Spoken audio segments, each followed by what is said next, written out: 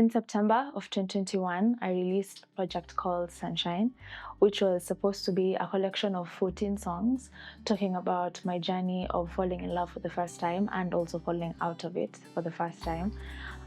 It was supposed to be my very first full-length project, my first introduction to the world as a songwriter, as a singer, as a performer. And unfortunately, I was only able to release 7 of the 14 songs. So before I could ever move on from those songs, I found myself having to release the other songs in different ways. That way that I could feel that I have completely told the story that I needed to tell before moving on to any other chapter. And I did a project called Love Bites, which was a collaborative project with other incredibly talented Kenyan artists and producers. And it was very experimental, and it was intentionally different from what Sunshine was, because I knew what was familiar in Sunshine is not something I could properly go with until I finished and closed that chapter. So I then went on to release a couple of singles. I released a live EP with 3 songs called Stripped, and those songs were also meant to be part of Sunshine. So eventually, having found myself completely finishing and wrapping up that story, it was time to work on my first album. Off My Chest is an album, an 11-track album that I was working on between November of 2024 up until August of 2025. I'm currently in the process of writing what I think might be the deluxe, the extended version of that album, but I wanted to make sure that the songs I'm writing for this album specifically, because Sunshine is a project that I wrote between 2018 all the way up to 2019, and by the time it came out, it was 3 years into the future. So I wanted to make sure that the stories that I'm telling now are up to date and also don't have too much time in between writing, recording, and release. So most of these songs aren't even a year old. They're songs that I wrote based on different past experiences, songs about love, songs about regret, songs about death and loss. Different collaborations with people that I had never worked with prior. So I had to form new connections in order to have a new perspective on things, also just challenging myself to get out of my comfort zone. And basically everything that I'd like to get off my chest, every topic and everything that I'd like to say in a different way and in a way that I feel is most interesting and interesting to me, even just as a writer, in a challenging way. That's not what I've done prior with Sunshine. When I worked on the cover art, I wanted something that was very, very simple and cinematic. I knew that most of the songs, when I was listening to them, I wanted to hope for them to be in movies and like to be used in scores. So I wanted that cover art to reflect that kind of cinematic energy with like a vintage grain, how soul records used to be in like the 80s and 90s. So I really wanted to capture that essence. And I think it's also a very timeless like aesthetic and very timeless palette when you look at it. So I wanted the songs to be evergreen in the same way that I think Sunshine is. And I wanted these songs to just last a long time, hopefully. And it's called Off My Chest because it's exactly that. It's things that I want to get off my chest. Actually, finding the title for the album wasn't as difficult as it was for Sunshine. I wanted something that wasn't going to be too long and also not too simple, but something that accurately represents what it is and what I want out of it. So here we have Off My Chest. Track number 1 from Off My Chest is a song called Hard, Innerlude. So normally when you're working on an album, you have like the intro, the outro, you have an interlude, but I wanted to call this an interlude because I think it's me talking to the most innermost parts of myself. It's a very introspective song. It's very stripped down. It's just me and a piano. Talking about things that I am also yet to reckon with fully, things about my legacy, what I want that to look like or not look like, my death, my position as a woman, as a creative. It took me a really long time to write. I think I had like bits and pieces of the words for like 6 months, but I couldn't find like a cohesive way to say it. Initially, it was supposed to be like a rap, like a spoken word type of thing, but so that didn't work out. But I knew I wanted to say exactly what it was. I didn't want it to be too figurative or too complex. I wanted it to be very, very direct with what I was saying. And I think it's also a really interesting way to start the album because it's the first thing I want to get off my chest. Just all these thoughts and feelings and insecurities of things that I've been wanting to say. And what I like about it is the end where I reconcile that feeling with myself and also the listener, because I feel we live in dualities of insecurities and confidence, and I don't think those things can be, or rather have to be, mutually exclusive. So I think it's okay to be unsure of yourself but also very confident. So that's what that is. Just talking about the general experience of how hard life in general can be. And it's one of my favorite songs. I really challenged myself with this album in particular vocally. I hit a lot of notes that I had never hit before, a lot of whistle notes in this song and also in the last song. So just wanted both of those songs to have that kind of thing in common. So when you're coming to the end of the album, it also kind of touches on the beginning. So Hard was produced by MG. He's the one who's worked on a lot of the production on the album. He produced it and he mixed it, and it was mastered by Rushab and Tim Langfeld. And yeah, it was just me and the vocals, and then he made the track around that. So that is track number 1, Hard, Innerlude. Track number 2 is called 2019. It's actually the very, very first song I wrote for the album. I didn't even know I was writing for the album when I wrote this song. I wrote it in October, November of 2024. I remember I had just come from an event and I was feeling creative, so I just wanted to just get on YouTube and find one of those beats that are just available. So this was one of the first tracks I wrote. It was much slower and much more, vibey. But then when we were in studio, I wanted it to be just a bit more upbeat because it's also talking about past experiences, situationships that I've had over the years. So it talks about like 5 different guys, each with their own, I guess, intention, and myself also having my own intention with them. And it was all almost happening around the same time, around in 2019. So it was like when I was looking back at it, because this track made me think of those situations, and I was like, wait, actually that's crazy that all these things were happening within this period with all these different people, but kind of in the same way. And I think sometimes the way that people treat us is also an extension of how we let them treat us and what we think of ourselves. So even as much as I'm talking about, this person did this person wanted this from me, this one used me, this one did this, I think at the end when I talk about I hate how they made me feel, and then I hate how I made me feel, because I think I allowed that to happen. I allowed myself to be put in those situations, and I think that is also something that I like to reconcile with at the end of every song, because it's like therapy. So you talk about all these things, all this, what did you wrong, but then you have to take a step back and look at the role that you played. And so I think 2019 it's one of those songs that's kind of embarrassing to perform live, because just like airing my dirty laundry for everyone to know the things I have been through. But I think it's also relatable also, because we all have that one person who did that one thing and then another person did something else. So it's kind of like a tongue-in-cheek. I don't know if those people know that this song is about them. Maybe they'll be able to pick out certain hints. But I think it was really fun to write, actually. It was a lot of fun to think about specific scenarios and link them to someone else and have that be like a parallel to what someone else did. So it was a fun, creative experiment. Produced by MG and mixed as well, and mastered by Rushab. Actually, the whole album was mastered by Rushab and Tim Langfeld of TL Mastering, so shout out to them. They did a beautiful, beautiful job. I just wrote it in like one sitting, one night, like an hour and a half, just going through all the different things that happened, and that was the first song, 2019. Track number 3 is a song called Song in A Major. I've actually had this song as long as the Sunshine era has been out. I wrote that song back in 2018. So this song, Song in A Major, and the last song are the oldest songs on the album. They are around 2018, 2019. But every other song is brand new. So Song in A Major, I remember I specifically wrote it after listening to a lot of Stevie Wonder. I was in that vibe for like months. So with his arrangements, I liked how they were very like, they had that 80s, 90s soul, like kind of swing to it. And I really wanted to experiment with that style a lot. It was really hard to write at the time because I remember getting the specific instrumental that I wanted to fit the vibe was difficult because I don't know like the specific like F major 7, but I know what I wanted to sound like.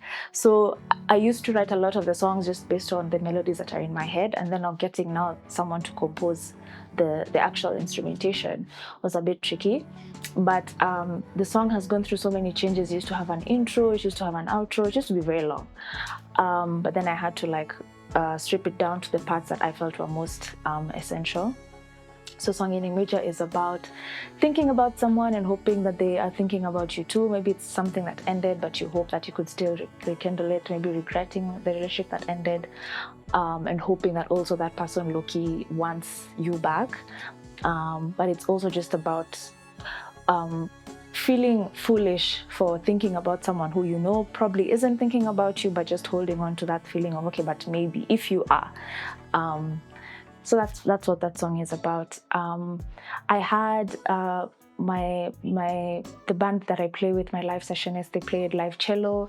Sitaki Mwingine played live cello. We had Oscar Chilumo play violin.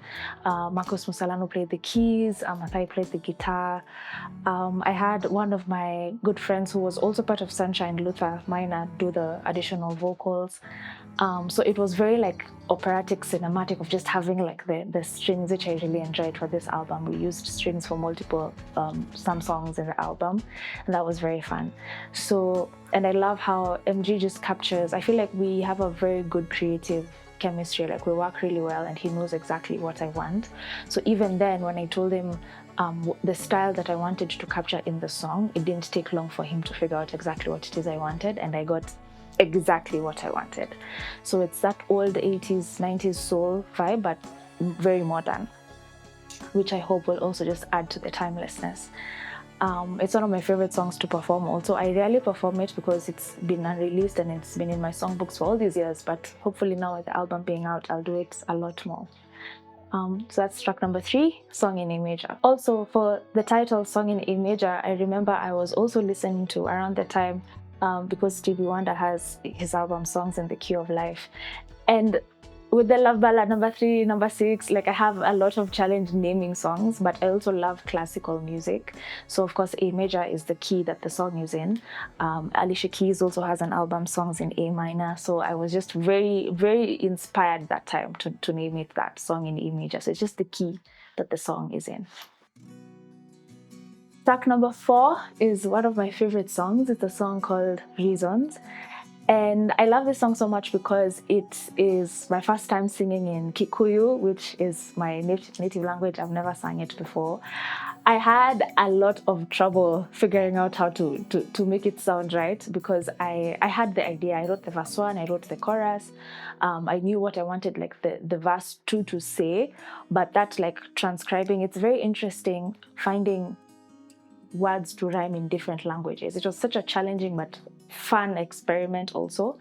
I had the lovely Kamore help me with the transcribing and the translating, and she also has a really good ear for melody, so coincidentally or maybe on purpose, the words that we were finding were also rhyming with each other and with the additional English and Swahili that we were having.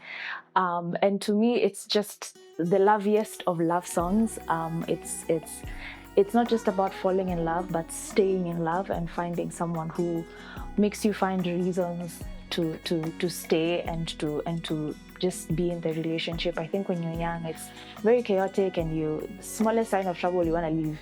But I think there's a lot of beauty in staying, and I think it is such a romantic song. It's one of my favorite songs. It's just a love song. unabashedly just a love song. I had one of my good friends, Tim Arinaitwe, play the guitars.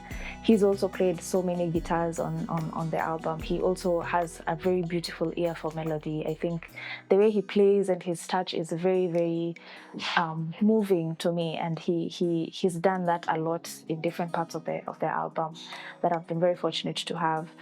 We also had Oscar play violin live for this one as well. We had live additional vocals with Kamore and Luther and myself. So it was so much fun just having that energy in the room. It was so beautiful. Again, MG, he's found a way to capture different energies in all the songs, and it's the same person but different styles, and I really appreciated that because I think it's very easy for producers to have a very specific touch and have all the songs sound the same, but I really appreciate his distinct ear. It makes every song sound different. You wouldn't know it's the same person, but I love that it also adds to like the cohesive nature of the listening experience. So that was also very fun. Yeah, that's track number 4. Track number 5, the first collaboration on the album, is a song called Sitaki Mwingine with Tim Arinaitwe. First of all, as I said before, Tim has worked on guitars for multiple songs on the album. So he did Reasons, he did this Sitaki Mwingine, he touched on the next track. He also did another collaboration that we have, track number 9. And is that the only one? I think there's another one somewhere, but he's worked on a lot of the guitars, or also a lot of the earlier demos for songs that I was doing before I figured out exactly what the track list was. He helped me a lot with just the instrumentation of it all. So shout out to Tim. So our song Sitaki Mwingine is a song we wrote, I believe, back in 2021. If I'm not wrong, because we have another song back in 2018, 2019. So this one was actually based on a dream that he had. And he called me over and was just supposed to do like a jamming writing session. And so he had a dream the night before or something, and was like, this is melody I have. And it was for the song that ended up being Sitaki Mwingine. So that is also just another fun love song. It's very simple, it's very repetitive. It also has that kind of African spirit of like melodic guitars and percussions. It's a song we've been singing for years and years and years. So I'm actually surprised that it's not leaked somewhere. We've been singing it so much. And it's always such a joy collaborating with the team. We sing together the duration of the track. We don't have like a verse back and forth or lines one after the other. So it was also a very fun thing, also just getting to hear the mix of all of our voices just sounding the same throughout. We've been trying to record the song for a while, so it's also something I really just needed to get out. So it was a lot of fun. We hadn't worked on a verse 2, I think in 2 years. Like we wrote the song, the verse, the choruses, and I think maybe then the bridge and the outro, but we never finished properly writing a verse 2 until I think late last year, late 2024. So it still qualifies as a pretty recent new-ish song.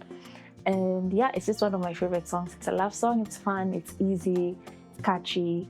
And yeah, I wanted to have him on my album just because we've been friends for a really long time, and he's so creative, and I knew that I wanted to have him be part of this. The next collaboration we have, track number 6, is a song called Frame by myself and Barbara Wangui. Also someone I hadn't worked with before. So I reached out to her. We actually were supposed to do a show together back in 2019. Clearly that year was very something. We were supposed to do a show together. I didn't really work out. And when I was actually from the session with Tim, one of the many sessions we had with Tim, and he, I think, was talking to Barbara or something, or he mentioned her, and I was like, oh, I'd actually really love to work with her. And so he was like, say less, took out his phone, called her or texted her, and she responded pretty soon and was like, yeah, she'd be down. So we worked on the song in January of 2025. It was the first writing session I ever had, and we had never met in person before. So I went over to her house and we talked for 3 hours, just getting to know each other, exchanging our journeys in the industry. Where was she at in life? Where was I at? What did you want to write about? What you want to talk about? It was such an effortless conversation, especially considering, like I said, we'd never really met. But it was so fun, just getting to know someone, meeting someone, and exchanging ideas. And she's so creative and so talented. So she was like, okay, so she has 2 guitar instruments instrumentals that she was thinking of. She played the first one and she played the second one. And the first one was the one. I was the one that we needed to work on. So we wrote the song. There's a clip where we were talking about it during the album reading, where we basically were writing the same thing. I think we were so locked in, and we knew the general topic of what we wanted. So we were writing pretty much versions of what the other was saying. So we went line by line. Even in the song, it's her, then me, then her, then me. And that was like a really fun thing to do also, then to meet in the chorus. We actually did everything on that day. We wrote all of our verses, we wrote the chorus, we wrote the bridge as well.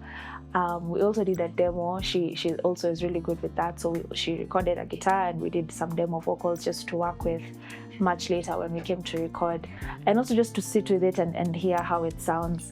But I loved it. Like the minute we wrote it and recorded, like I would play it over and over and over again. I loved it so much. I love how our voices sound together. And I think her writing is so beautiful.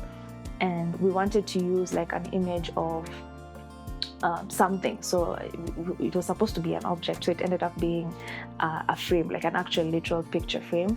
So the song is basically talking about when you're with someone and you can feel the relationship changing, you feel them pulling away, or you feel like, distance becoming a thing, and there's something that's changing in the relationship, but you don't want it to end. So you're kind of just telling this person, let's hold on to the small things and hope that those things take us through this period of time where things are feeling a bit weird and a bit rocky, enough to get to the other side of things where we are back together again. So in this case, it's a picture frame. So if you take the picture, I'll frame it for you. If you frame it for me, I think. So it also then uses again the cup that someone left. So it's a lot of imagery just of seeing that someone's things lying around you, space, and reminding you of the relationship that you had, and hoping that those tiny things, the literal ones and also just the figurative ones, will be enough to carry you through that season where things are changing. And even if it does change, then at least you have, those things and those moments to carry you through. And I thought that was a very beautiful perspective of a breakup, but not really. Because sometimes when you're breaking up with someone, if it's not outright, it's just one of those things where it happens over time, and that can also be a very painful thing, just realizing things have changed and things are not the way that they used to be. So that specific point in a relationship is what we were trying to capture, and I think we did a really good job. I know with the production, with MG pretty much producing the whole album, I wanted this song, because it can be very sad, I wanted the production to kind of offset that mood. So I wanted something that's a bit more fun and a bit more bouncy. So we had Tugi come in and play bass. He played bass for this one, and also Sitaki Mwingine. So he was really grooving a lot. It was a lot of fun also. I think it also added another layer of tension for this one in particular, for Frame, just to have that bass carrying the vibe through and through and through and through the end of the song. But it was a very fun experiment also, just having kind of melancholic, saddish lyrics, but then the production is a bit more upbeat and uplifting. I think it was a very fun contrast, and thankfully she liked it, because I made that decision not too sure if she was gonna be okay with it, but she loved it, and the song is one of my favorites. That's track number 6. Track number 7 is a song called Priceless featuring Lavosti. He is also a person that I hadn't worked with prior. We had only encountered each other, I think, once before, when we were doing Ben Soul's launch back in 2023-ish for his album Lion of Suda. So we met during rehearsals. And I know I have a deep love for reggae, and I wanted to have reggae on the album. In fact, I was thinking of doing a reggae EP before I thought about doing the album, and I probably still will. But I know the two people I wanted to work with is Kathy Matete and Lavosti. So I remember thinking, okay, I don't know how random it would be, but what if he just comes in and I take a sample, just a vocal sample of him saying something. So it was supposed to be something very brief. He wasn't supposed to do a whole thing. But I remember thinking, okay, I don't know how open he'd be to it, so let me just ask. So I sent a DM and I was like, I have this song, I don't know if you'd be interested in just giving me a sample. And he was down. So this song is actually the one song that MG hasn't produced. This one was done with the team as Snowball. It was so much fun with Box and Rick and Ernest on the engineering. I think we had maybe 2 or 3 sessions, because I had already written the song and I had an idea of what I wanted him to do. I know I wanted him to introduce the track and also end it, and maybe do something in the middle, because it's essentially 2 different songs. I wrote it in one sitting, but they were 2 different tracks for like YouTube tracks that I used. So the first one is of course very sensual, very flatty, but then the second one is more leaning towards gratitude and appreciation and just looking around you and appreciating where you are. And I knew I didn't want to have to pick one or the other, and I feel like with reggae you can have like one beat or one sample and multiple different artists make different interpretations of it, and I thought that was going to be also a different way to experiment with how reggae is. So just having multiple vibes, multiple energies, but in the one song. So I wanted him to be like the person guiding us through each energetic change. And we had a session, and he did like multiple takes of like different vocal takes that I also really loved. It was hard to choose which one I liked.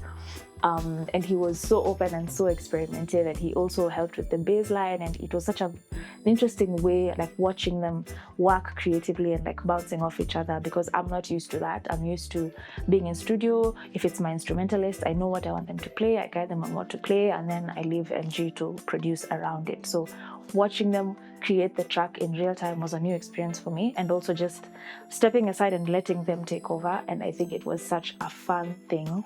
It was such a fun experience. I remember going back and forth a lot with if I wanted the second part to even be, or whether I just have the first part and maybe like write a verse 2. But eventually I felt it was important to just have that moment of gratitude, and just, you know, it's also not something that I write about a lot, as much as I know it's something I think about. It doesn't always reflect in the music as much as I would like it to. So I was just like, you know what, no, it has to be. So we had to just put it together and find a way to make it work. Chopped a few things just to also make it not too long of a song.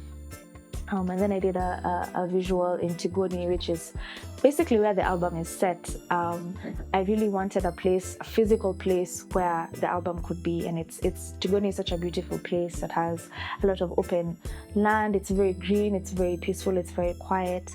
And I want to give a big shout out to the people at Tigoni Teapods and also Lake House Tigoni for letting us use their space to like experiment and do the shoots, the visuals as well. And I think also it would be fun to have, like, if you're going on a road trip, I think Off My Chest is something you can really listen to on the way there and also just anywhere else. But I wanted like a very specific physical place that the album could be. And I think Tigoni was just perfect. And also it wasn't like a conscious, intentional decision I made. It kind of just happened. I ended up just having to go back there multiple times. But then when I looked back at it, I thought actually it's worked out really well. So Priceless is just basically appreciating life, appreciating a person, and I'm really grateful that Lavosti was able to add in a lot of energy. He has an amazing energy that he brought to the song, and hopefully we can work on something more extensive, because he was just, you know, sprinkling in his vibe here and there. But that's track number 7, Priceless. Track number 8 is a song called Sunday Skin. Again, me and naming songs, I just wanted something that sounded really, really cute. This is also one of the first few songs I wrote around the same time I was writing 2019. But this one is about sex, but in a non-vulgar way. I didn't want it to like scandalize anyone. So it's just about the intimacy, and it's very fun. I actually don't do a lot of R&B. I mainly do soul. So I wanted to intentionally have an R&B song in the album. It's really fun. It's really playful. It's basically talking about the Sunday skin aspect of it. Rather, is I like to think of it as on Sunday, you know, before, when you're doing like a reset, when you're all lotioned up, umejisugua, you're looking nice, you're smelling nice, your skin is smooth.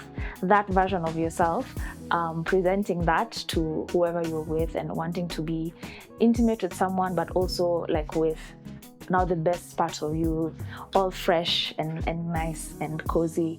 So that's the Sunday skin aspect of it.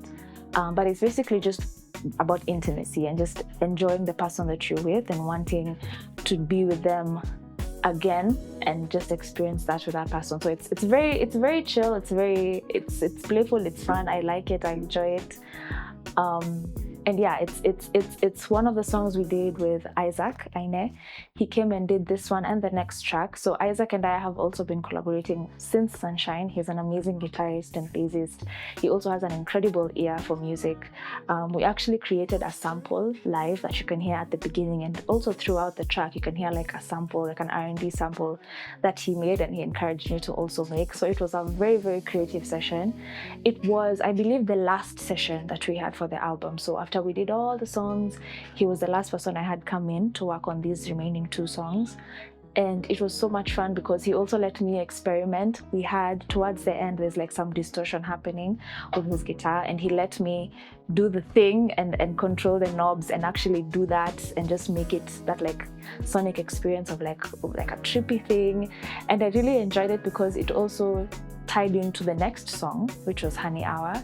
And so that ending and the beginning of Honey Hour was just me playing around with that knob, and just a really trippy but really fun experience that I've never gotten to do.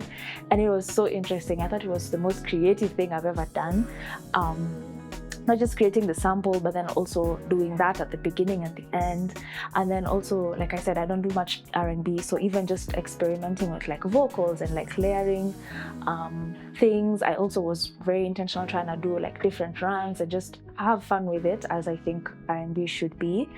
And it was so much fun. It was such a beautiful way to wrap up the process, the studio process rather, of like being in studio recording for months and months and months. And I'm really glad that we did that as the last thing, because it was getting to a point where, you know, when you work on songs for so long and you've been writing and rewriting and recording and re-recording, it can get very tiring and you start to lose that beauty of creation. But he really reminded me of how fun it can actually be creating and like making something in studio from nothing. So that also spills into the next track, Honey Hour, which is basically like a sunset golden hour type of vibe. So I wanted to have a moment in the album where I just take a step back from all the noise, from talking about all these many different things, and I feel like the album needed to breathe, and so did I. And this was actually the very last song I wrote in August of 2025. I haven't wrote anything else since, other than the aforementioned Deluxe, which I'm not too sure of, but that's the last thing I wrote. And I remember I was listening to the album and I was like, I feel like something is missing. I feel like there's something I haven't done, something I haven't really tackled topic-wise. And I just wanted to write a song about not necessarily my anxiety, but also just gratitude. I know we touched on it a bit with Priceless, but I wanted this to be very focused on that moment of just breathing. I know there's so much going on. I know there's so much to think about. There's so much happening in the world. But in this moment, I want to think about my family is okay, my friends are okay, my dog is okay, I'm okay, the people around me are doing well, and it's fine. Like in the grand scheme of things, everything is okay and everything is going to be okay. And that was also something I needed to hear. And I listened to that song more than any other. I think it's such a nice reminder. It's very meditative. It's very getting in the spirit of just calming down, everything is okay. And I listen to it also in moments where the music itself gives me anxiety. It's a nice reminder. It's nice to meditate upon those words where just having someone tell you everything is gonna be okay. I find that to be very helpful. And I felt like I needed to have that moment in the album. I think it's easy to write about chaos and love and all these things, but it's harder to just take a moment and appreciate where you are, put your feet on the ground and just say, it's okay. That's what Honey Hour is, basically just that nice golden moment in between where everything is looking nice, the sun is setting, the day is over, all the chaos is behind you. You can just take a moment, take a breath, and have everything settle down for a bit. Yes. Also, Honey Hour was also, again, done by Isaac on guitar. We did like a demo file. I don't know whether we did, I did like a very quick vocal take. So he was just there vibing on the guitar. It was so beautiful. He was so in the moment, in the zone. It was such a beautiful thing to watch. The way that he plays also is so inspiring. It's just vocals and guitar. There's really nothing much else, with a bit of added production by MG. But I wanted it to be very minimal. I didn't want it to have like any heaviness. In fact, I wanted it to be pitched higher just to have that added air of we are above the chaos, everything is fine. So it was those 2 songs, working on them in the same session was so therapeutic for me creatively, but also even mentally. I think those are also the last vocals I layered. and it was very simple. We didn't do too many takes, just one take, making sure it's clean and calm. Track number 10, the final collaboration on the album, is a song called Masala Tea with Matt Ngesa. And the way that I wrote this song is actually very interesting. Again, on YouTube, just listening to instrumentals. So for this particular night, I remember I was looking for inspiration because I knew the kind of vibe that I wanted the album to have. So I was constantly listening to beats writing. And so I was in a very specific mood this night, and I was listening to not necessarily type beats, but instrumentals of songs. So I remember I put on like a soft folk instrumental, and I was just listening to it, scrolling through the comments, and someone actually highlighted, they were like, the instrumental at minute 34 something is the most beautiful thing I ever had. I had just started this instrumental, it was like an hour long, and I was like, what is that? So I clicked on what he had highlighted, or she had highlighted, and it was the most beautiful instrumental ever. And immediately I just had Masala Tea, I had the song. So I had to like scramble to like get my pen and paper, and immediately started writing. And the song just flowed out of me. Like, I didn't even know that's what was in my mind, or it's something I wanted to write about, but it just came. I think I wrote it in like an hour or less, or like a few minutes, because literally the whole song, my verse, the chorus, the bridge, I wrote it there and then. It was such a beautiful experience, because I remember also I was supposed to be in studio a couple of days later to lay it down, because I was so sure this is the song, I love it, this is going on the album. And I don't know what happened, I couldn't make it to studio, but I was supposed to be in studio with Tim at United again. And he went to studio, and I said, okay, so I don't know how this is gonna work, but this is the instrumental I'd like us to capture the energy of. And he did the most beautiful thing. I didn't even have to be there, and it was just him playing, him with MG. And he called me, I think afterwards, or like in the middle of the session, being like, okay, so is this what you want? How many bars do you want? Like, but he captured exactly what I wanted, which I wasn't sure was gonna be possible since I wasn't there. But it was so perfect. It was so beautiful. It's just guitars, actually. We just had like multiple layers of acoustic guitars. He played the whole track, and then now a bit of MG's production. So when I wrote the song, I knew I wanted to be a collaboration. I didn't know who, why, where, what really in that particular moment. But then when I finished it, I was like, wait, Matt is the perfect person for this. Again, Matt and I hadn't really met or interacted much. The first and only time I saw him like in person was back in 2019, again, when we were supposed to do something. So guys were like showcasing, and he was performing, and I remember his voice stuck with me all those years. And I was like, I wonder what he's up to. So I pulled up his page, I went through his page, and I was like, okay, I don't know if he's gonna be down, but let me send him a DM. So again, I sent him a DM, and I said, I have this song, it's perfect for you. I don't know, but it's perfect. And I remember telling myself at the time, I was like, if he says no to this song, I'm never releasing it, because it doesn't make sense. It's just him. So I sent it to him. I remember I went to studio, did my demo vocals, and I sent it to him, and I wasn't too sure whether he'd like it, but thankfully he did. And he also had his part written, which was also, again, perfect. I feel like the tones in our voices blend really well. He did exactly and what I wanted, but more. It was such a beautiful, like, coming together of events. I feel like that's another thing with the album. Like, I feel like everything has been flowing in really well, especially with the people that I've been working with.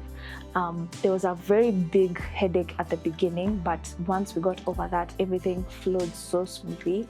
And I think even the energy really reflects that, because even the energy in studio was very pure, very wholesome, a lot of goodwill from a lot of people, and the energy just flowed really well. So that is the last collaboration. We just went to studio, he did his vocals, I'd already done my vocals, and we were happy with the end result. So the last track, track number 11, June 10th, is a song that we have spoken about before. It's a song dedicated to my grandfather and my cousins, but also just my extended family, my aunts and uncles and other people who have passed, my friends. I don't think of it now as like a sad song as much as I would have prior. It's a dedication, it's a tribute to them. And it's also another song where I had to challenge myself vocally just to get, the emotion out of it, but also just to have that growth. Because I know how to sing a sad song, but it's hard when you make it technical.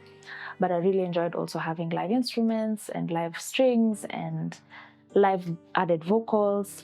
It was also a really good experience to have. And I really wanted it to be on this album because that is also something I'd like to get off my chest. It's a song I've had for years, and it was supposed to be on Sunshine, and I never really properly got it out. And I always, every year that would go by, every June 10th that would come, I'd be like, I have to do that song, I have to do that song. And then life would always just take over.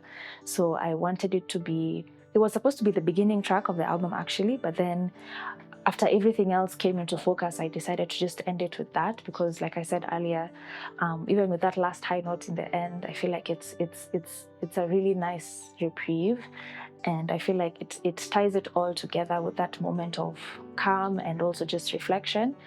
And I'm really proud of the flow of all the tracks and how we're able to make them go one after the other. Also sonically, it sounds really, really good, courtesy of the engineers that worked on it.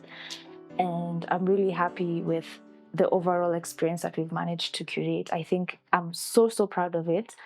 I don't think I have never actually had like a full body of work. So something that tells a story from the beginning to the end, something that is a full sonic experience, no skips, nothing left out in between, no story left untold. And I'm very, very, very grateful that in God's timing, in this timing, I've been able to do it. So I hope you like Off My Chest.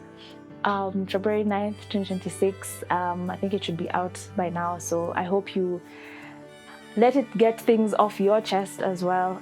It's an experience I've really enjoyed having, from the listening session to the album reading and now just having it be out. I'm really happy and proud of it, and I hope it's just another feather in my cap, as they say. So yeah, that is everything you need to know about Off My Chest. And I think even with the journey for the whole album, I've had a lot of good people help me along the journey. We have House of Tway on the makeup. We have Kigamba behind the camera. He's been helping me throughout with everything that I do online. It's him who helps me, so thank you so much. We have the people at Tikoni. We have my photographer, GNM. We have Josh, who did the behind the scenes footage for everything. My editor, Mike, who did the cover art. The lovely lady who makes crochet, the crochet outfits I've been wearing lately. She also is so gifted at what she does. I also want to thank my partner that I had been working with for a really long time. His name is Hunja. He's also been very, very helpful in the beginning stages of it and just the initial headaches that we would go through. I want to thank, I don't know if there's anyone I'm forgetting. Kigamba, who am I forgetting? I also want to thank the Violet, the owner of the Sage Delicacy, who hosted us for the album reading, and also just their overall collaboration with me for the album, and also just in my journey creatively with the sessions I've been doing. So a very big thank you to them. Also a very big thank you to the sound engineers at Swissnet, also, who helped me with the album reading, and the engineers for the album, MG, who's done a huge part of the production, a huge part of the mixing. Actually, all the songs he's mixed everything, so that has really helped a lot with the cohesive sound. Like I mentioned, also Rishabh Nanda and Tim Lenfeld on the mastering, huge part on the sonic experience. So thank you so much, Rick and Ernest and Box for Priceless from Snowball. Thank you guys so much. To all my collaborators as well, and to my family, of course. I couldn't have done this undertaking without their support. So it's been a lot, and it's been a very beautiful experience that I'm really grateful to have had with this Off My Chest experience, and it's finally off my chest. So thank you so much to everyone who has been a part of it, to all my collaborators and the vocalists, the sessionists, Marcos, Thai, Asala, Oscar, Kamware, Luther, Isaac. Thank you guys so much. And Tugi as well. Thank you so much. So I hope you like Off My Chest. This has been everything you need to know about the album. I hope you listen to it. It's out now everywhere. And let me know what you think.